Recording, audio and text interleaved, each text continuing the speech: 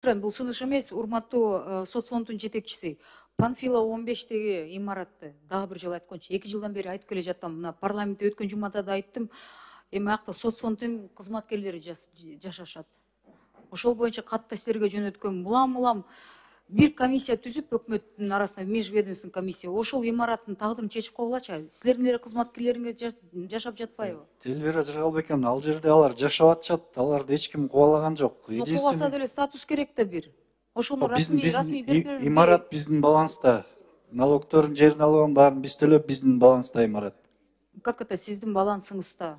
Сиз перепискада мага соцфонд жооп берип атат. Кимдин имарат экенин билбейбиз, документтери жок, өкмөт жооп берип атат, биз комиссия түзүп атабыз деп. Фонд госимущество башкача жооп берип атат.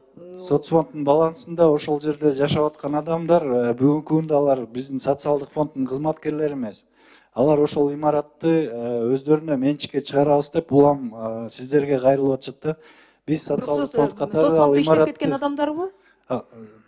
Ал жерде 7 адам жашап атса, бирөө иштейт бизде, калгандары иштебейт. Кандайчы ошондой болуп калды аягында? Соцфонддо иштегенбиз деп мага ошентип кат жөнөтүшкөн. Убагында иштешкен экен, бүгүнкү күндө иштешпейт. Анан алар ал имаратты бизге биздин менчикке өткөзүп бересиңер деген иштерди жүргүзүп атат. Биз ага каршыбыз, ал имаратты берүүгө биздин мүмкүнчүлүгүбүз жок. Имараттычы ачык эле. Анан 2 жылдан бери ошол перепискага ошентип расмий жооп берип койбойсуздарбы? Буйтабай.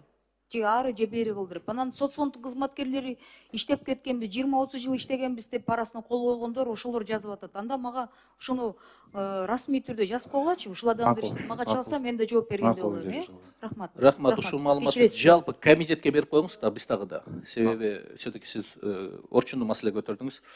Рахмат.